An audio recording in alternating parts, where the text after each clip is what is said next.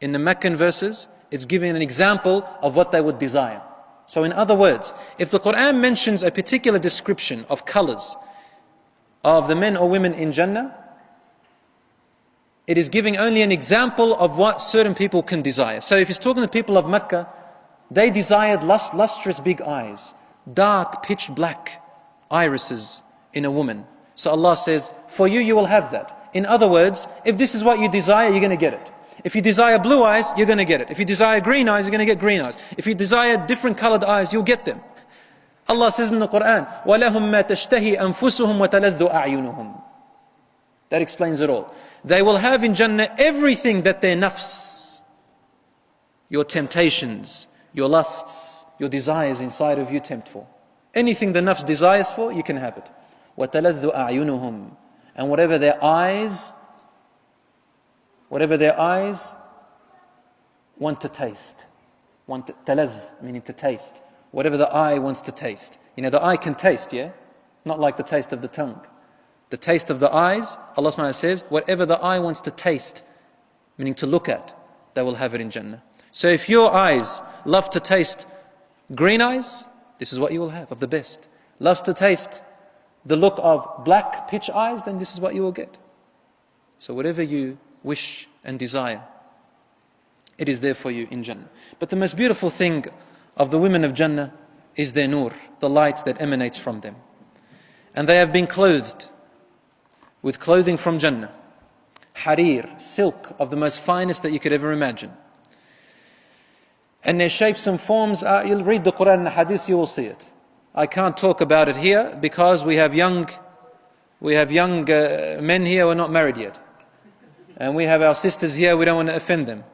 And we have children here who won't understand what we say, even if we say it. Read about them whatever you want. I narrated the ayah, recited the ayah, وَلَهُمْ مَا تَشْتَهِي أَنفُسُهُمْ وَتَلَذُّ أَعْيُنُهُمْ. You'll have anything your nafs desires and whatever your eye wants to taste. That explains it all. So in other words, whatever your feelings want, whatever your eyes want, whatever your anything, it is there. So you see your wife in Jannah. Now there is a question. Is it your wife that is in this world? You will see her again in the hereafter. Or is it another wife? Or is it women that Allah has created? Is it the same man that you will get? The answer, my dear brothers and sisters, some of it will shock you. Asma radiallahu anha married Az-Zubayr radiallahu anhu. And she complained to her father Abu Bakr about Az-Zubayr radiallahu anhum ajma'in, about Az-Zubayr's strictness. Like she complained that she's too strict on her. Az-Zubayr radiallahu anhu, he's one of the 10 promised paradise. And Abu Bakr radiallahu anhu said to her, "O my daughter, please be patient, because a woman, if she has a righteous husband, and then he dies, and she does not marry after him, Allah will bring them together in Jannah." Here is a woman who is complaining about her husband. In other words, if it's a woman today, they'll say, "Oh my God, I'm complaining about him here and I'm going to be with him for eternity in the hereafter. I'm never going to get married ever. Or I can't wait till he dies so I can marry someone else."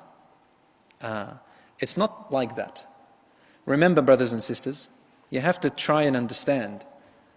When Allah or His Messenger speak to us about Jannah and the things in Jannah, you cannot think in the mind of this world. In fact, you cannot understand it. What is the reason why a wife or a husband dislike their wife or husband in this world, their spouse? Isn't it because of treatment? Isn't it because of their experience with them? I mean, when you first met them, you love them. And then afterwards, you get used to that love. Well, in Jannah, there's nothing that exists like that. All the mistreatments are gone. All the ugliness is gone. All the bad smells are gone. All the ugly desires of a person is gone. There is none of that. Allah says in the Quran, لا يسمعون فيها لغوا ولا تأثيما إلا قيلا سلاما سلاما. You will never hear in there hurtful words. We will not hear in there offensive words, degrading words, harsh words, annoying words, all of that. Never hear negative words. Except it will be said salam and salama. Every word or sentence that people say, is accompanied with a gesture of peace, peace.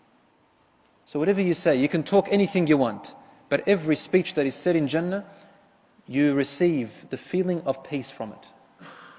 You know, it doesn't mean necessarily that every time you go, Assalamu alaikum, Assalamu alaikum, and that's all you say. Qilan salam and salam, all you hear is salam, salam. It doesn't mean that people don't know any other word but salam in Jannah. Imagine that. Salam, salam. No. It means that every sentence, every word, every look, every touch, everything is accompanied with a gesture of salam. You can feel it.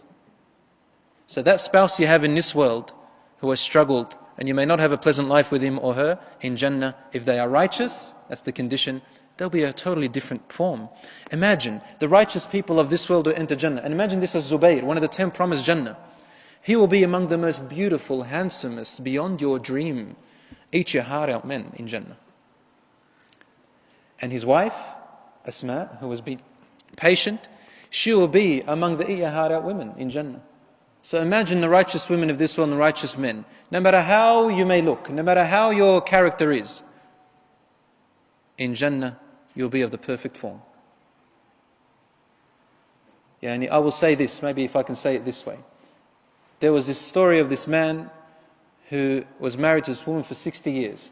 Finally she died. And she gave him misery in this life.